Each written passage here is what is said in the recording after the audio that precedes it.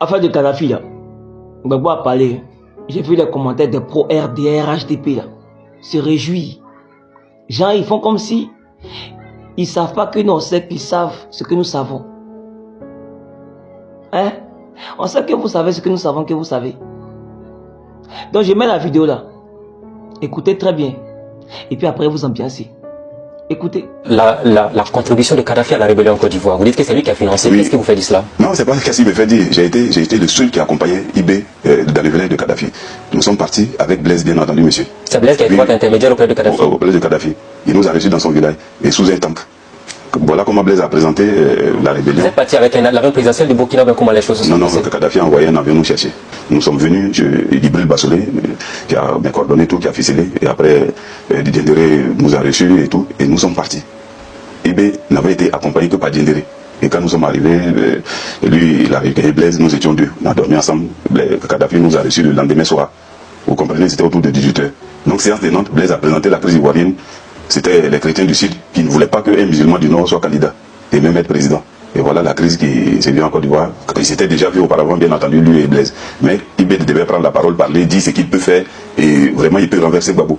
Donc, quand Kadhafi a été sûr de ce qu'il avançait, il dit, en tout cas, il a épaté, mais Kadhafi, il a dit, c'est un bon soldat, il était vraiment robuste et vraiment vaillant. Et il dit que c'est lui-là qui avait fait le coup d'État. Kadhafi avait déjà entendu le nom d'Ibé. Sans le connaître. Sans le connaître par RFI, qui était largement révélé qu'une poignée de petits soldats a renversé Bédié. Il a demandé comme ça, et il dit, mais comment, il paraît que vous étiez que 60 à renverser Bédié, mais comment tu as pu? Ibé a raconté la scène que les généraux ivoiriens étaient pourris d'argent. Aucun n'était militaire, lui il a regardé, il sait que s'il prenait son courage, aucun ne pouvait sortir. Et c'est comme ça lui il a renversé les choses et qu'il est prêt à renverser. Oui, et c'est ainsi, séance de Nantes, Kadhafi a donné 60 milliards. 60 milliards de francs. Ça c'était dédié à la rébellion. Alors, ce 60 milliards, ce sont 2 milliards. 2 milliards à Blaise, ça c'était voilà, pour lui. Mais les 60 milliards étaient dédiés à la rébellion. Et des armes qui devaient venir sur le Burkina avec un avion cargo qui devait les porter. Et c'est comme ça, parce qu'il n'y a pas de port ici pour les faire venir par bateau. Et c'est comme ça que l'arsenal est arrivé. Et l'avion a fait, au moins de la Libye à ici, l'avion a fait 7 tours, monsieur. Et ces armes qui ont été déportées ici, malheureusement, nous n'avons pas eu à bénéficier de toutes ces armes. Blaise a pris ces armes pour l'armée, c'est vrai, l'armée du Burkina, mais pas l'armée, pour suréquiper le RSP. Le régiment de sécurité précieuse qui n'existe plus au Burkina, qui a été dissous. Oui, j'ai appris par les médias. Donc, monsieur, voilà la provenance des armes du RSP. Alors, les 60 milliards que Kadhafi a donné, qui les a récupérés? Est-ce Blaise Compaoré? C'est Blaise Compaoré, mais je vous dis, mais quand les gens... Parce que quand vous dites qu'on a donné 2 milliards à Blaise Compaoré, les 60 milliards pour la rébellion, quand l'argent a été récupéré une fois de retour, maintenant, comment l'argent a été utilisé? L'argent ne devait que transiter par Blaise, qui était le tuteur d'IB. Et puis, mais progressivement, il gérait voilà, la chose pour que ce soit bien fait. Mais malheureusement, arrivé ici, Blaise n'a donné que 2 milliards, IB, vous commencez. Et quelques armes, j'ai dit bien précis, j'ai quelques armes. Vous voyez, la télévision ivoirienne a montré une arme lourde et indéplaçable devant le cas d'Abman. Et vous dit que la Côte d'Ivoire est attaquée par un pays étranger, que voilà, cette arme-là, cette arme lourde-là ne pouvait pas provenir d'une rébellion. Que c'est un pays vraiment qui les attaque. Vous avez écouté, non? Très bien. Vous savez pourquoi on n'arrive pas à avancer? C'est parce qu'il y a des gens qui refusent de dire la vérité ici. Les gens qui refusent de reconnaître la vérité. Sinon, nous, on sait que vous savez. On sait très bien. On sait tout. Dans ce que j'ai compris, analysé là, ça a une tollée. Sinon, Blaise Compaoré, il est ici, non? Blaise Compaoré est ici. Qu'est-ce qu'il a fait pour le président Ouattara et puis le président Ouattara accepte qu'il soit ici? Marre que c'est cette personne-là qui est allée prendre l'argent chez Kadhafi, permettre à ce que IB attaque le pays. Mais toi, qui est président de la République aujourd'hui là, tu sais que lui là, il a joué un rôle majeur dans la rébellion qui a décimé des vies, qui a tué des gens, et tu ne le mets pas en prison, mais tu ne lui demandes pas des comptes, mais au contraire, tu lui dis notre nationalité, et encore il est assis ici. Il est assis ici, il ne voit rien depuis combien d'années?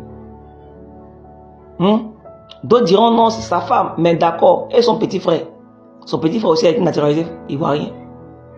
Ou bien, c'est-à-dire, il faut réfléchir. Le simple fait qu'on nous dit que c'est Blaise Compaoré qui est parti même s'asseoir pour parler, pour dire non, c'est que des chrétiens du Sud qui ne voulaient pas qu'un musulman du Nord soit candidat. Dans ce pays-là, qui ne voulait pas que quelqu'un soit candidat?